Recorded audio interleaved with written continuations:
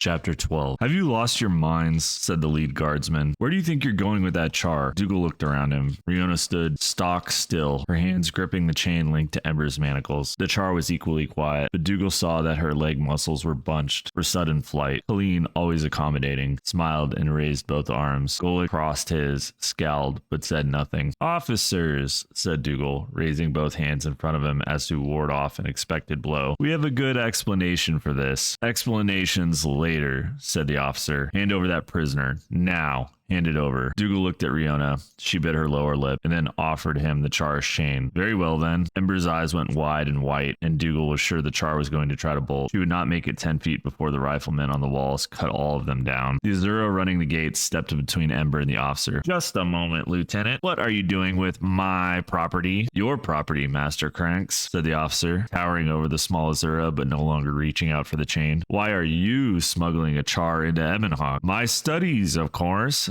said Cranks. Your superiors keep pressing me for new and better ways to kill char. I hired these, he waved a small hand at Dougal's group, searching for a word, individuals to bring me a living, breathing representative of the race. We could have brought you char, said the lieutenant. We have more than enough outside of our walls. You didn't hear me, said Cranks. I need one alive and breathing. The ones you bring in are usually in poor condition. Dougal shot a look at Ember. She was no longer as panicked. She was, however, angry. Why would you bring a char here in the middle of the night? Asked the lieutenant. Idiot of a human, said Cranks. Can you imagine the riot that would ensue if I brought a live char with the regular supplies from Divinity's Reach? I suggested it, of course, but your commander Samuelson would not hear of it. Samuelson knows about this? Said the guard. Of course, lied the Azura, without missing a beat. You think I would do something like this without checking it up the line? You humans care too much about the chain of command for your own good, you know. Let's wake up your commander Samuelson in the wee hours of the morning. I'm sure he'll be glad to send me on my way, and then have a nice long discussion with you about the perils of personal initiative. The guard's face hardened. What are your intentions with this char? Vivisection, said Cranks. Ember jumped in surprise, almost pulled the chain out of Riona's hands. Golik put a heavy hand on the char's shoulder and let out a deep, throaty warning. The lieutenant nodded and said, and you're gonna keep it in your workshop. I have a cage prepared for it, said the Azura. If you want, I can make a rug out of its skin for you when I'm done. Very well, said the officer. Olson, Gregory,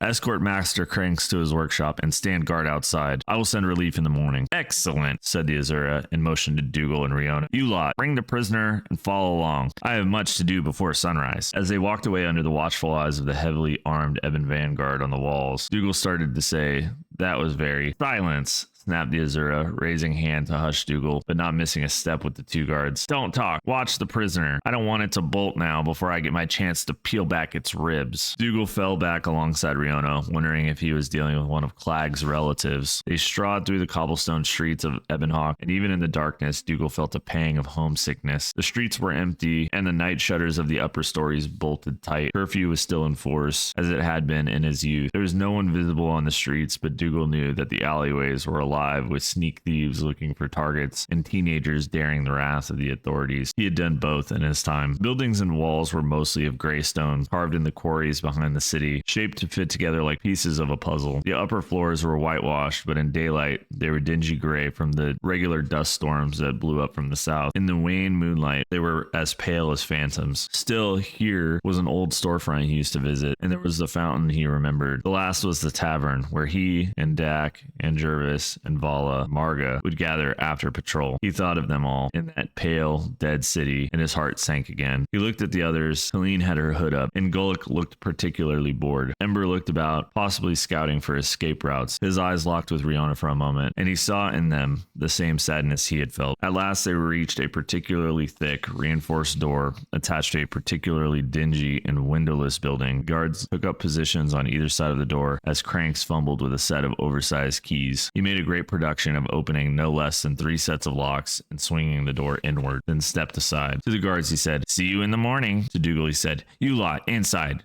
Quit wasting my time. The group dutifully entered, Ember giving token resistance on her chain and being pushed forward by Golik. The Azura stood by the door, slamming it after they entered and re-secured the locks, adding a pair of deadbolts as well. Dougal looked around. The room was small, low ceiling. Golik had to duck to miss the crossbeams, and littered with all manner of anvils, forges, odd-shaped rocks, skulls, glassware, and a variety of tools. What the room missed was the obvious cage that Cranks had mentioned to the Vanguard lieutenant. The Azura finished barring the door and picked up something that looked like an elongated tuning fork. He tapped it against a metal plate, and a bolt of lightning arced between the tines. "I'm going to need you to scream," he said to Ember quietly. Ember looked down at the Azura, her shoulders hunched. "Why would I?" "We have 2 guards outside who overheard me talking about skinning you," said the Azura. "I do not doubt that one, if not both, have their ears pressed against the door, waiting to hear your screams. We should oblige them." Ember looked angrily at the Azura and let out a loud snarl. Cranks shook his head. "Pitiful. I said a scream," said Cranks. He smacked the tuning fork against the metal plate, and it crackled with a lightning bolt, casting harsh shadows of the group behind them. The manacle Char, standing 10 feet away from him, unharmed, scowled, and then she bellowed, "No, I will never submit. Arr! Into the cage, beast," shouted the Azura. "A Char will never.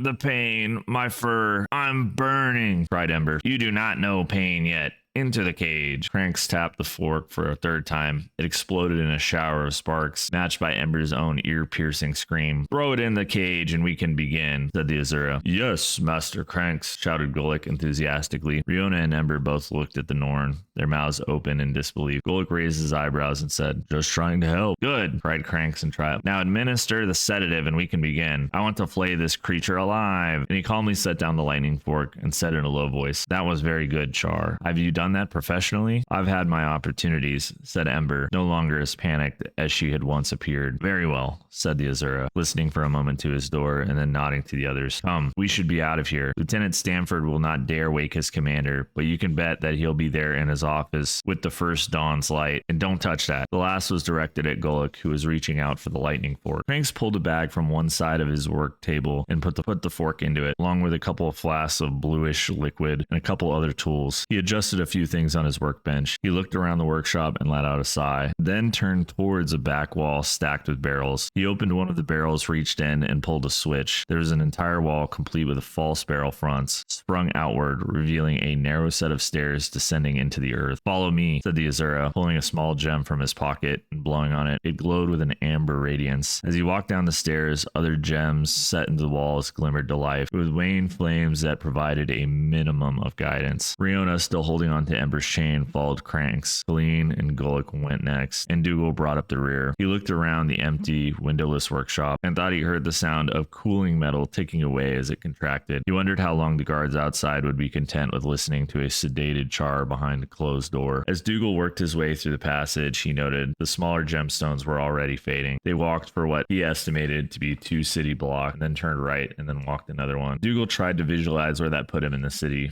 but failed. They emerged in a large basement of another building, probably a warehouse, at the top of a ramp. The ramp switched back twice before opening up into a large space, large enough to be a throne room, but stacked with storage shelves. Little sat on the shelves but a few basic supplies, plus several slabs of stone and ingots of metal stacked in a haphazard way, all wreathed in shadow. Several half-built golems lay in a pile in one corner, and along one wall was the half-constructed form of an Azura gate. The shelves had been cleared away from the front of the room, the centerpiece of which was a long circular lab table set at the perfect height for an Azura to work at. Crank slapped a small panel as he came into the room, and a flame leaped to life under a pot sitting on a metal surface. "Pardon the mess," he said. "I don't often have guests." Ember crinkled her snout as she sniffed at the air. "I can see why," she said. "It smells like something died down here." "No one can prove that," said Cranks, smiling. "And if they can, I wasn't anywhere near here when it happened." He turned towards Riona. "Are you in charge here, or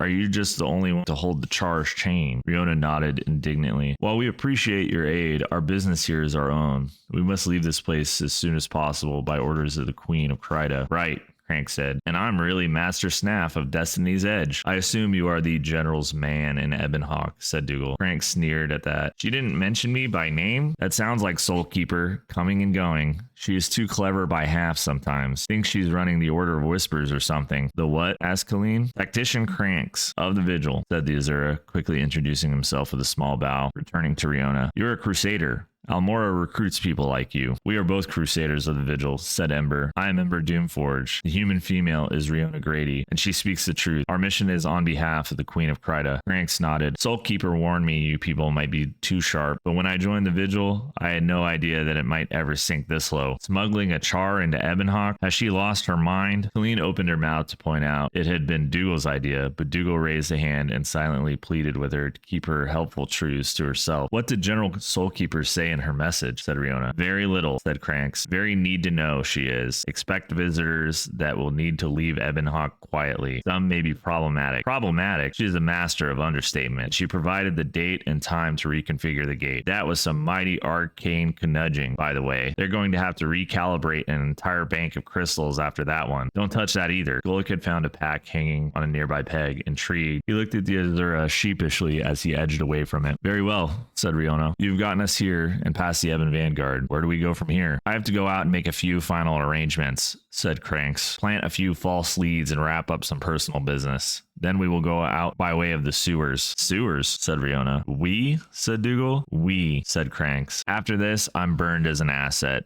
and there will likely be an investigation and some changes regarding using and protecting the Azura Gate as well. Once Commander Samuelson gets up and the lieutenant talks to him, I'm going to become a person of interest. So like it or not, I am coming with you. Where are we going? Ascalon City, said Dougal. Cranks let out a low whistle. Almora, he said. You never do anything in halves. Very well, then get a bit of rest. You're going to need it. I will be back. And in the name of the eternal alchemy, he looked at Golik. Don't touch anything. Golik looked disappointed and collapsed into a pile of sacks in the corner. The sides of one of the sacks split and potatoes rolled out. Colleen lowered herself down next to him and tried to make herself comfortable using the Norn's pack as a pillow. Ember held out her manacled hands and let out a low growl. Not yet, said Riona. We aren't out of Ebonhawk. You must be kidding, snarled the Char. We're in a basement. If the Vanguard finds us, we're better off if I can pull my own weight. I don't think, said Riona. Do it, said Dougal sharply. Ember's right. We're taking all sorts of risks. Riona started again. Unlock her, said Dougal, or I'll fish out my tools and break the locks myself. Riona shot Dougal a hot flash of anger, but pulled the keys from her pouch and tripped the tumblers in Ember's wrists and neck manacles. The Char immediately stretched herself out to her full height, raised her arms, and let out a powerful growl. You have no idea how good that feels, she said. You'd be surprised, said Riona, but Ember ignored her and joined the other two on the pile of potato sacks. Riona turned to Dougal. Her face was bunched with anger, and Dougal thought, a little confusion. Instead, she said, you going to get some rest?